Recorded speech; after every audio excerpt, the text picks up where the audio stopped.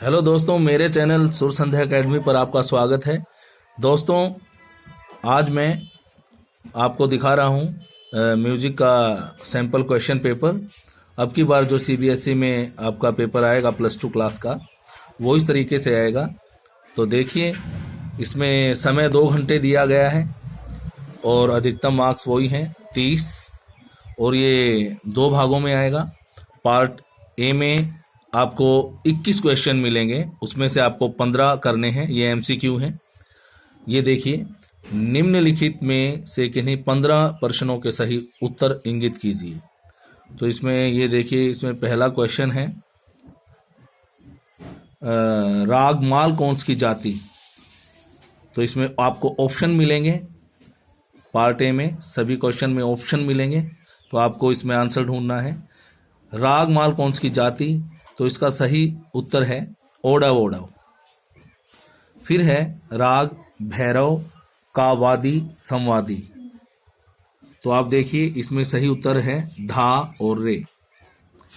तीसरे में है बागेश्वरी में लगने वाले कोमल स्वर कौन से हैं। तो इसका सही उत्तर है गा और नी। फिर है झपताल में विभाग व्यवस्था, उसके जो डिवीजन है, विभाग है, उसके आप बताइए मतलब कौन सा ठीक है। 2-3-3-2, 2-3-2-3। तो इसका सही उत्तर यही है 2-3-2-3। फिर देखिए, पूछा गया है धमार ताल में खाली किस मात्रा पर आती है। तो इसका सही उत्तर है 8वीं मात्रा पर। तो इस टाइप के देखिए क्वेश्चन आपको मिलेंगे। अब की बार 21 क्वेश्चन हैं, एमसीक्यू हैं। उस्ताद फैयाज खां का घराना कौन सा था, जिसका सही उत्तर है आगरा। फिर है संगीत पारिजात के रचनाकार कौन थे, पंडित अहोबल, इसका ठीक उत्तर है। फिर प्राचीन काल में मानी गई गमक के प्रकारों की संख्या, उसका सही उत्तर है 15। संधि प्रकाश रागों का गायन समय क्या है, 4 बजे से 7 बजे तक, इसका सही उत्तर है। फिर है पंडित कृष्ण राव पंडित का जन्म कौन से वर्ष में हुआ, जिसका सही उत्तर है 1894 में। आफताबे मौसिकी का उपाधि प्राप्त करने वाले संगीतज्ञ कौन थे, जिसका सही उत्तर है फैयाज खां। फैयाज खां। ग्वालियर घराने के प्रतिनिधि कलाकार, जिनका सही उत्तर है पंडित कृष्ण राव शंकर पंडित। आगे देखिए, इससे आपको आइडिया हो जाएगा कि किस टाइप से अब की बार आपका क्वेश्चन पेपर आएगा। संगीत रत्नाकर का रचना काल क्या है, इसका सही उत्तर है 13वीं शताब्दी। वीणा की तार पर स्वरों की स्थापना करने वाले सर्वप्रथम संगीतज्ञ कौन थे, जिनका सही उत्तर है जिसका अहोबल जी। कालांतर में विलुप्त लोप होने वाला ग्राम कौन सा है, ये सही उत्तर है गंधार ग्राम। कोष्टक चिन्ह इसे दर्शाने के लिए किया जाता है, जो कोष्टक का ये जो चिन्ह है, ये किसको दर्शाने के लिए किया जाता है, खटका, कर्ण, मींड, गमक। तो खटका इसका सही उत्तर है। तानपुरे में तारों की संख्या 4, सही उत्तर है। प्रत्येक ग्राम में कितनी मूर्छनाएं उत्पन्न होती हैं, 7, ये इसका ठीक उत्तर है। तानपुरे के जोड़ी के तार किस स्वर में मिलाए जाते हैं, किस स्वर से, सा, इसका सही उत्तर है। गा मा धा धा पा गा मा रे रे सा किस राग की पकड़ है, भैरव, इसका सही उत्तर है। राग भैरव में धा और रे और धा को आंदोलित किया जाता है।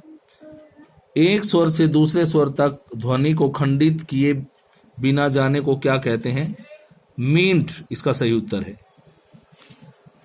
तो ये यहाँ पर इस टाइप के क्वेश्चन आपसे पूछे जाएंगे, तो आपको बहुत अच्छे से तैयारी करनी है पूरे सिलेबस की। और फिर है देखिए, पार्ट बी में आपको मिलेंगे 5 प्रश्न आपको मिलेंगे, जिनमें से आपको 3 प्रश्न करने हैं और एक क्वेश्चन के मार्क्स 5 हैं, मतलब एक प्रश्न के नंबर 5 हैं। तो देखिए, निम्नलिखित में से किन्हीं 3 को परिभाषित कीजिए। ये पहला प्रश्न है। इसमें मूर्छना है, अलंकार है, तान, ग्राम, तो ये अच्छे से आप इनको तैयार करेंगे, याद करेंगे। फिर दिया है पंडित कृष्ण शंकर पंडित का जीवन परिचय तथा संगीत जगत में उनके योगदान का संक्षेप में वर्णन कीजिए, और अथवा संगीत रत्नाकर ग्रंथ का संक्षिप्त विवरण दीजिए। तो ये बड़े ही इंपॉर्टेंट क्वेश्चन हैं। एक तो संगीत रत्नाकर, संगीत पारिजात लगभग हर बार आते हैं, तो इन सब को आप अच्छे से तैयार करें। वैसे सिलेबस में से कहीं से भी आपसे क्वेश्चन पूछे जा सकते हैं, पूरा सिलेबस आपको अच्छे से तैयार करना है।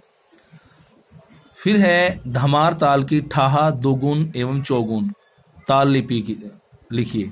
तो इसमें आपको मैं कहता हूँ सभी तालों की आप तैयारी करें। ठाहा माने सिंगल, डबल दोगुन हो जाएगी, और ट्रिपल तिगुन, और चौगुन को आप तैयार करेंगे। तो आपको सिंगल, दोगुन, तिगुन, चौगुन सभी तालों की आप प्रैक्टिस करें। और फिर है निम्नलिखित स्वर समुदायों में राग पहचान। ये क्वेश्चन भी बड़ा इंपॉर्टेंट है, ये लगभग हर बार आता है। आपको सभी रागों के आरोह अवरोह पकड़ अच्छे से पता होना चाहिए कि हमारे जो आपके +2 के सिलेबस के राग हैं उसमें कोमल स्वर कौन कौन से रागों में कौन कौन से स्वर कोमल हैं, ये आपको ध्यान रखना है। कोमल स्वरों को अंडरलाइन किया जाता है, जैसे ये देखिए नी धा, यहाँ नी को अंडरलाइन किया गया है। गा मा धा नी, तो गा धा नी को अंडरलाइन किया गया है। गा धा नी अगर अंडरलाइन किए गए हैं तो ये राग बनता है मालकोंस, ठीक है। इस टाइप से आप राग मालकोंस, राग बागेश्वरी और राग मालकोंस, राग बागेश्वरी और राग भैरव को अच्छे से तैयार करें। यही आपके सिलेबस के राग हैं। राग मालकोंस में गाधानी कोमल है, राग भैरव में रे और धा कोमल है, राग बागेश्वरी में गा और नी कोमल है। तो इनको लिखने के लिए आपको इन सुरों को अंडरलाइन करना पड़ेगा।